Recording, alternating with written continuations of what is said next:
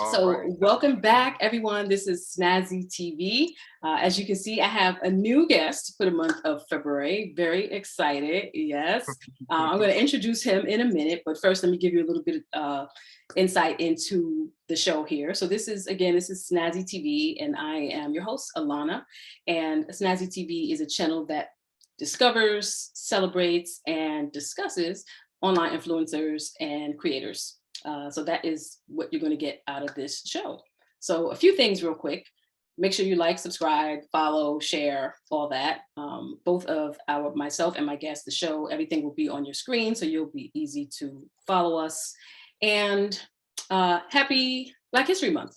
Today is February 1st, so I'm not going to forget that. Hopefully, wherever city you might be in, you are finding some ways to celebrate Black culture, Black community, get yourself involved in some seminars, events, and all that kind of stuff to celebrate the month of February.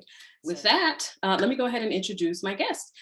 We have LowkeyRG, and if you are on Instagram at all, or if you are Amazon Prime user, you probably are like, his face looks really familiar. And yes, it should, because he is a pro gamer, and not only that, but he is also the winner of the Amazon Game on Titan Challenge. So, and the very first, right, Lowkey? Yes, I am the very first. This was the first season that just came out. Came out in May of 2021. Exciting. Okay, so we're going to get into all of that. You're like pro gamer. Like, how do you become a pro gamer? We're going to find out all that goodness here in a minute. But before we do that, we are going to do shout outs, because I love to do shout outs on the show. It is a way that we just kind of show some love to whoever you might be loving on this month or this year, or if you have a mentor or what so have you. So today I am showing a little bit of love to an Instagrammer that I follow called Luxurious Credit. If you go ahead and check her out, it's at Luxurious Credit. And she is a financial educator. And the reason I'm shouting out Luxurious Credit is, one, because, it's 2022 and who can't use good, financial tips. And her Instagram and online presence is super, super consistent. Like, I love it. It's real clean. She's got the colors that are always consistent, and the messaging is just really on point. And she's given out some amazing financial tips for getting your pockets right for this year and every year, and for financial wellness and financial health. So shout out to Luxurious Credit. I follow them. Lowkey, who you got? All right, who am I shouting out? I'm gonna shout out Flower Kingdom, New York. They are a cannabis brand that's on the come up from Poughkeepsie, New York, where I'm from, and it's locally owned by my good friend DC.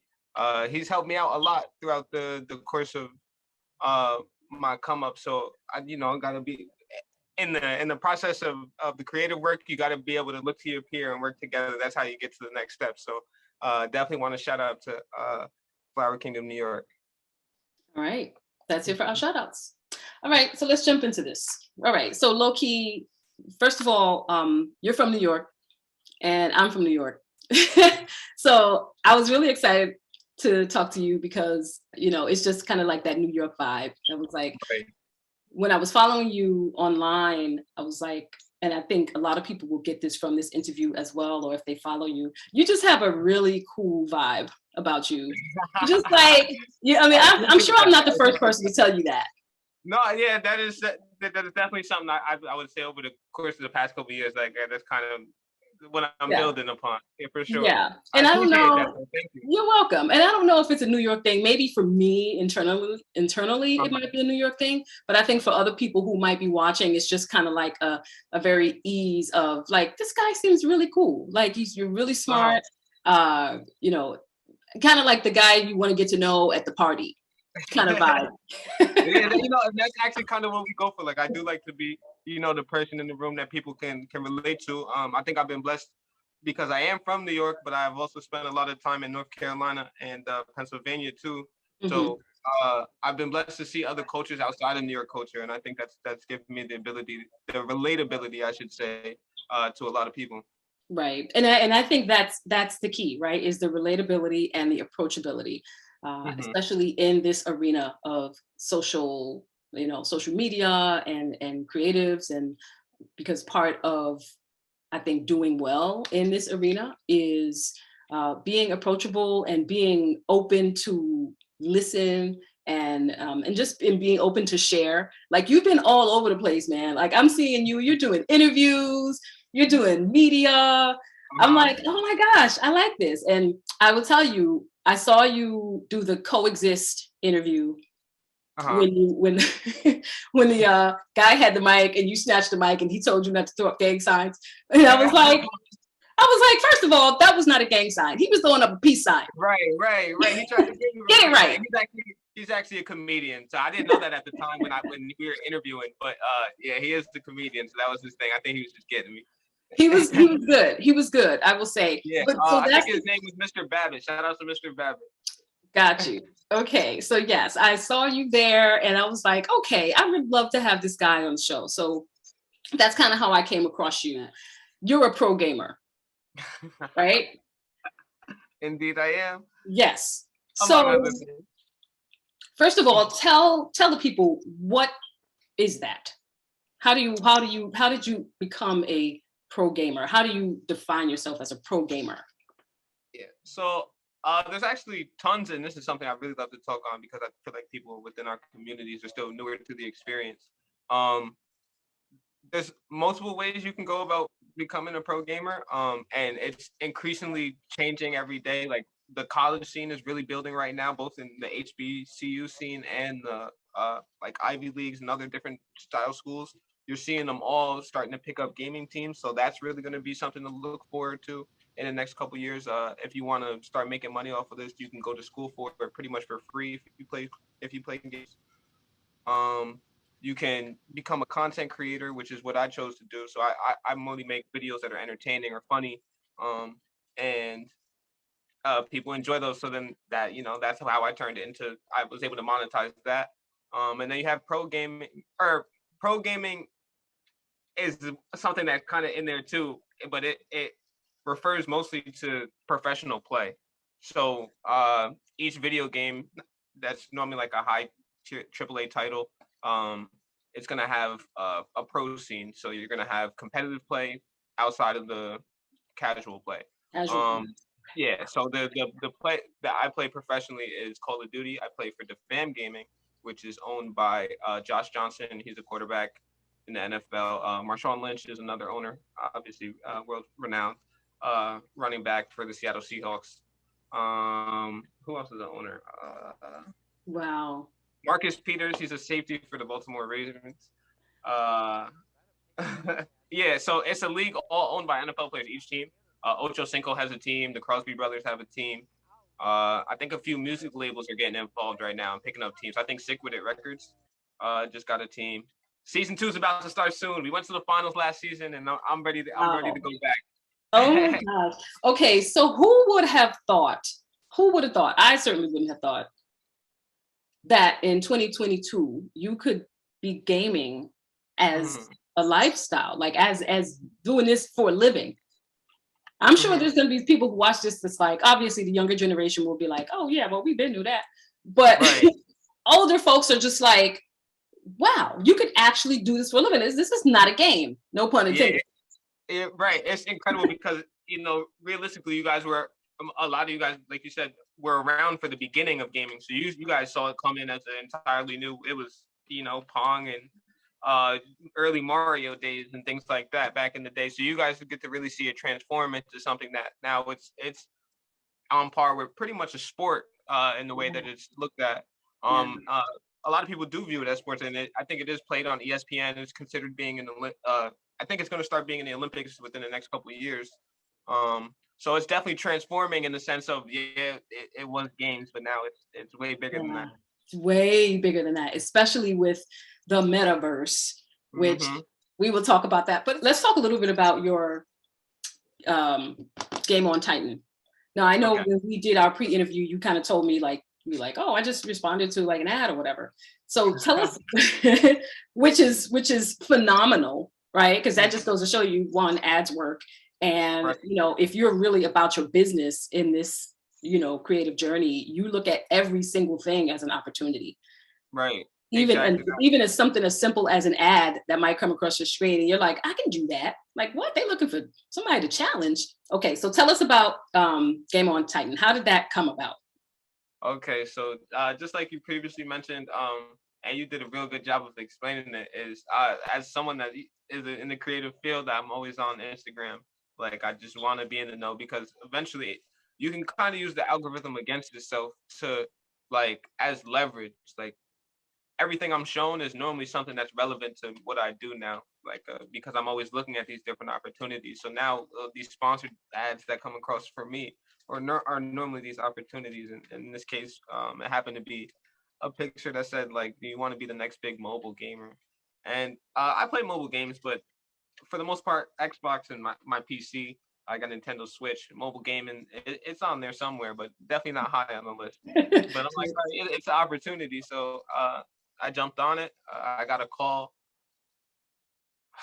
I put the, it was like a couple questions. Uh, I put that in the application in early September. I got a call early October from a producer. He was asking me some more questions. I think the thing on this conversation that really sealed it was the fact that I have a different demographic. You know, it's like the people that are watching me aren't the traditional people that are watching gamers, and I explained that to him. So, yeah, I got that call back pretty quick. And Wow. then, so at this point, I still didn't know it was the Amazon show. Um, he, and then after when he called me to say, yeah, you got the show, it's the Amazon show.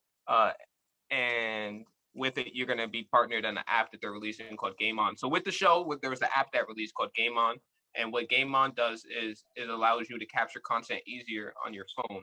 So we already have a lot of content creation tools on our PCs and Xboxes, but our phones are going to be the next huge game wave, because you got to think about all the countries like India. So mobile gaming is really going to take over. So what Amazon is doing is jumping ahead and going ahead and giving them the tools to be able to create content on their phone, so they can be a full-on creator if they want to be, just off their Wow. phone. Yeah. Wow. And so that was a really good look for you. Did you know any of the other contestants? No, which is it was a blessing and a curse, because the other because it was an ad, it was like the other people that were responding to it were actors and actresses, so they weren't really gamers in a Oh, sense. Yeah. a minute now. Oh no, it was a blessing for me, but it was a casting call. That was what I answered to in the ad. Gotcha. I'm sorry if I didn't explain that properly before, but yeah, it was a casting call.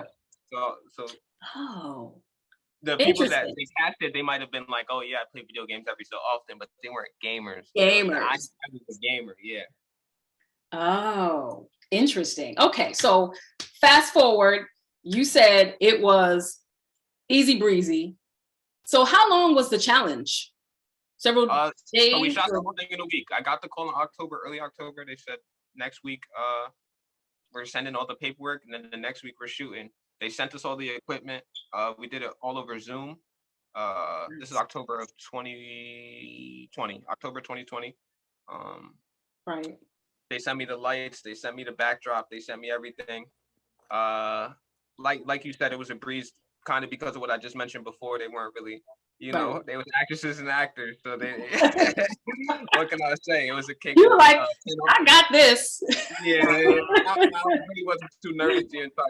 I was just more focused on trying to like put myself out there and like, all right, this is my big step. It was 10-zip in the finals. There Yeah, wasn't really a chance that it yeah. didn't go down like that. Wow. So that definitely put you on the map. And I don't want to diminish your brand by, just focusing on the Amazon piece, because that's just one aspect of your creative journey, right? So that was definitely catapulted you to a place of where I'm sure you have like a lot of different offers and potentially sponsorships and those kind of things. So congratulations on that. That's Thank awesome. you. The coolest sponsorship we received from that is I got an Alexa commercial with it. So I have an Amazon Alexa commercial. Oh my gosh, that's Yeah. exciting. Did you film it already? Yeah, we filmed it and shot it. I think December of that year. They sent us all the equipment to do it again. They gave us kind of we got the briefs and everything that just let us know, and they let us do it how we wanted to. They gave us an outline of what it should look like, just kind of like the skeleton of it, and they let us create the video, and it was just an amazing experience. Wow. Yeah. So, low key, do you just briefly, do you do any type of computer, but like, is your background computers or design, computer design or graphic design? And I'm asking that for those who might be watching who are aspiring to do what you've done, maybe not in the same path that you've done it in, but somebody who might be watching and like, oh, I want to be a gamer, but I'm not really sure if what I'm doing is, you know, leading me in that direction. So did you have any background in any type of IT or design? Right. So I actually did go to school, Dutchess Community College, briefly for video editing. And I've always edited since I started creating content even before I was in college. So video editing is something I would say is kind of synonymous with creating content in general, not even gaming specific. But all of those you named, if you have some sort of knowledge about computers and their relevancy and how they work, there's definitely a place for you in the gaming industry. I'll tell you that. Yeah, definitely. And shout out to city universities. I went to Brooklyn College, BC. Okay. Let's see. Where are we going Yeah. next? Okay, so I found this to be kind of funny. Hmm. So in a lot of your messaging and stuff on your Instagram, I feel like you have to tell people all the time that you're not a rapper. So you're like, I'm not a rapper, man. I'm a pro gamer. And I'm going somewhere with this. So why do you think that is? Why do you think people just want to put you in that box of like, oh yeah, he's a rapper? Like if somebody didn't know you and they didn't know the Game on Titans or anything like that, they would want to, I feel like people always try to put you in that box. Why do you think those two things are kind of always going together? All right. So I think it's one kind of by design, and two yeah, well, by design pretty much is so when I started doing this, um you got to bring something different. You got to be different when it comes to breaking that scene on the content creation and all that. Like you can't come following the everybody's YouTube videos that you're seeing and thinking that you're gonna be able to do something different. So for me, when I came in gaming, is like I'm always gonna be myself. I'm always gonna say what I want to say. I'm gonna dress how I want to dress. I'm not gonna abide by what it means to be a gamer in most of these people's minds. So uh, doing that has allowed me to be in many places where like I go to hang out with rappers all the time. You know, Yeah, I don't want to sit here that's a and good look. off and stuff like that. But like that's the scene I like to be around because to me that was a lot of the inspiration. Like I didn't look up to a lot of gamers that are relevant um as big inspirations. I looked at G Herbo because they, like these type of people that like the Chicago rap scene, Chief Keef and all them. When I'm listening to their music back in the day when I'm in high school, it's like I'm kind of in similar situations and things like that when I'm outside of school. So that was really who I could relate to. And so when I got older and I was able to get around these kids and Yeah. really take it all in, I'm like, yeah, I got to be there rather than go see the game. And so that's why I think people pair me with the rap. But I guess I just kind of have that. And nobody in gaming is like outspoken and out here talking and wanting to be on camera. And Right. now I'm here for it all, man. I'm Yes. roller It's a coaster good is. look. It's like you're infiltrating. You're like, you know what? Y'all gonna get this gaming, whether you like it or not. No, seriously, that's exactly what it is. There's only one other person I can attribute uh, to doing something similar, and that's Hip Hop Gamer. He actually works with. I don't want to say the wrong. I think it's Hot 97. Yeah, it is Hot 97? 97. Yeah, he works with Hot Not 97. 97. He does some real. He's taken a lot for kind of being that gamer, so people weren't taking him serious. But now they're starting to really understand who he was because he's been with them for a while, but they wasn't looking his way until they started to understand. Man, no, you Yeah. guys are doing something right over here. Yeah. I like it. And I think there's definitely room. And when I say infiltrate, I don't mean that in a negative way. I mean that in the best way possible. like, you know, being able to put yourself in that scene, whatever that scene might be, whether it's the you know, acting world, whether it's the hip hop world, you know, I think there's definitely room for that in Right. on Even either in the side. podcast world or the YouTube, there's room for Exactly. it all. Yeah, yeah. Oh, okay. So you told me that you won some awards with the Def Jam. What were the awards that you won for that? Wasn't it for like content creation or something? No, so we actually for the Dev Jam, we actually created a video game within a week. That was my first experience ever even doing that. So I've always played video games. That was my experience creating one. I did some of the level design. So when we started that week and we broke into the teams, everybody went up and said what they do, and I got up there content creation. Everybody else is going up. Yeah, I'm a IT for this. I design games. I do content creation. I don't know what you guys want me to do. And but I also told them that I'm a pro player for Call of Duty. So the team that picked me up, it was Jettison. That's the name of our game, and we made like a Neo Tokyo style. It's like a sword and shooting sword and shooting style game. Like a 1v1 matchup kind of thing going on, and it was a real great experience. To build a game within a week is incredible. To even be able to play it at the end of that week, but we went hard at it. So best music we had, and I actually called on my boy ASAP 12. Shout out to ASAP 12 because I texted ASAP 12 to get his music into the game. He sent it to me, and that's how we were you know, able to spice that up. Nice. What was the other award we won? Oh, we were runner up for best game. That's what it was. I'm sorry. Oh, wow. That's impressive. Yeah, we got second place. Nice. Okay. So I noticed that in something I saw you on, you've talked about a media kit. So I'm going to kind of get into maybe some of your kind of like your hustle in terms of like, you know, how you are using social media and or the media to really put yourself out there and things. So you talked about this media kit, and I tell you, I thought that was like the smartest thing ever. Like, I think a lot of people probably, I'm not quite sure what that is, but a media kit can look very different depending on, you know, it's very subjective. Some people include different things. So what is in your media kit, if you don't mind sharing that? Yeah, no problem. So my media kit is basically I would compare it to someone who might not know what it is. I would compare it to a resume, but it's a lot more elaborate in the sense that it details all of my analytics and the achievements I've completed over the past couple of years in content creation. So it might not say, oh, I worked for this company from this date to this date, but it'll say Reese has worked with Amazon Amazon, which is I'm not gonna lie, that's one of those things that kind of gets you in the door anyway.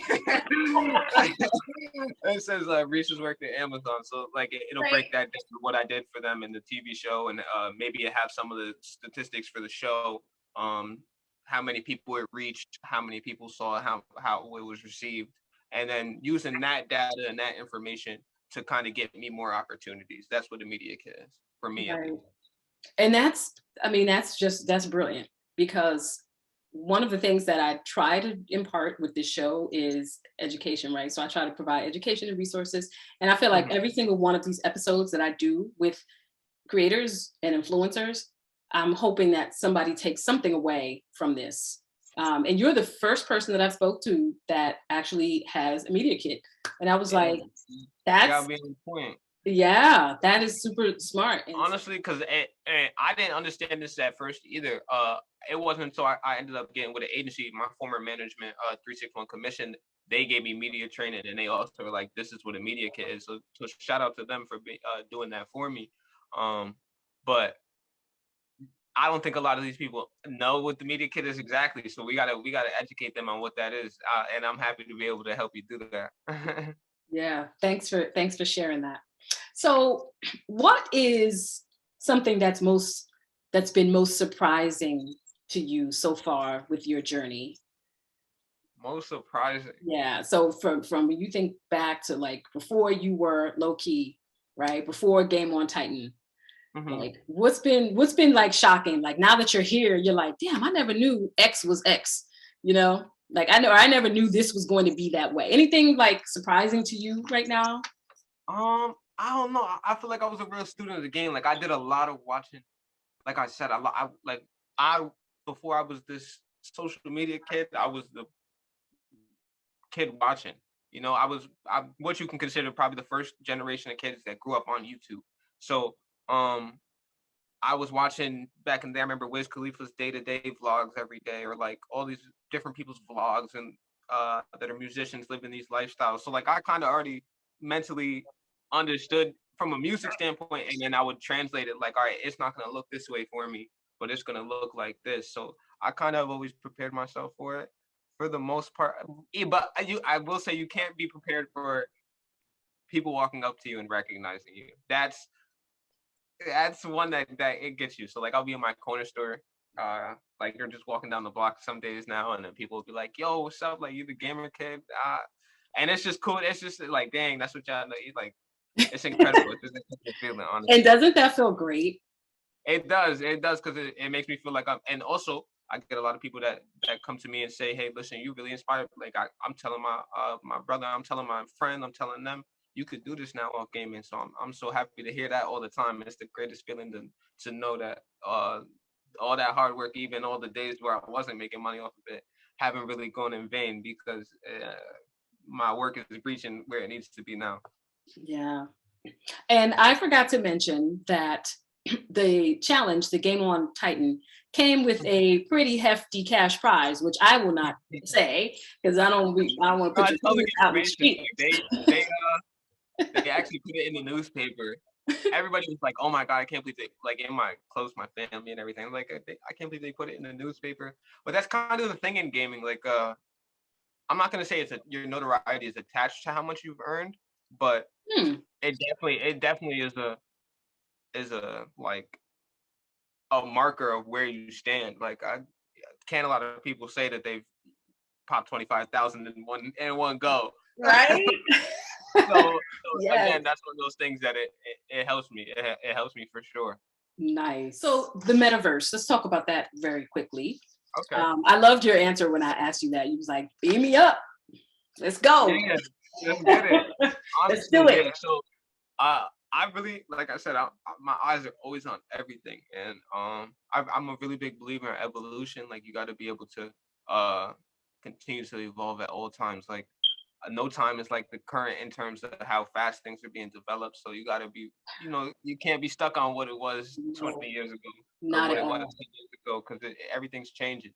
So I'm into all of that. I gotta read up more on the metaverse and like how it might impact me in the future, because I know for gaming it's gonna be huge. Yeah. Um, but in terms of like all these new technologies, like I'm on part like Elon Musk, all the Neuralink stuff he's creating, Yeah. all Yeah. the Tesla future self-driving cars. Like I really am anxious to see what the possibilities of the human mind are. Like let's take it as far as we can. So the metaverse, Yeah. it'll be interesting to see how humans adapt to it, honestly.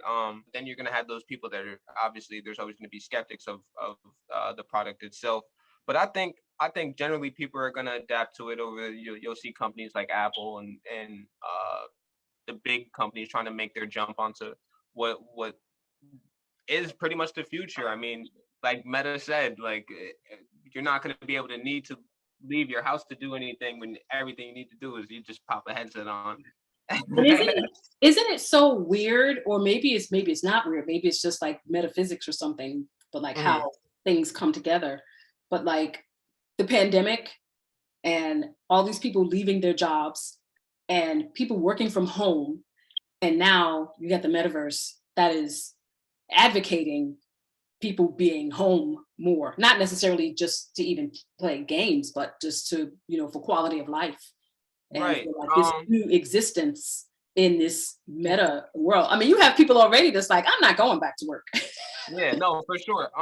It I know it's always going to be hard to think about these things in a moment like this, but that pandemic and the start of the pandemic and for however much longer we're in it, this is life is not going back to what it was before. Like we just No, talked about, it keeps evolving.